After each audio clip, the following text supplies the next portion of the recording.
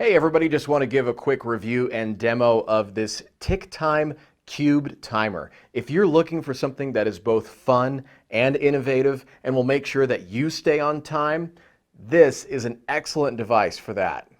It is incredibly simple to set up out of the box. You simply plug in the charging cable, and once it's fully charged, you just turn it on and set the timer of your choice just by turning it to the assigned number. It has 6 preset timing intervals of 3, 5, 10, 15, 25, and 30 minutes. The countdown is an automatic quick start, which saves you time. It is a hexagon shape and fits easily into your pocket. It's also magnetic, which makes it convenient, especially for kitchen use.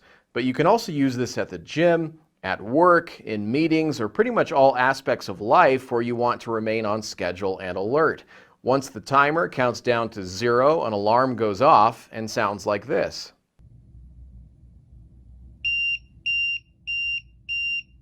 And you can adjust that volume by pressing the buttons on the side. There's also a custom timer setting function if you don't want to use the preset times. It goes all the way up to 99 minutes and 59 seconds. The high-performance lithium battery ensures that you'll get a lot of use out of it before it needs to be recharged.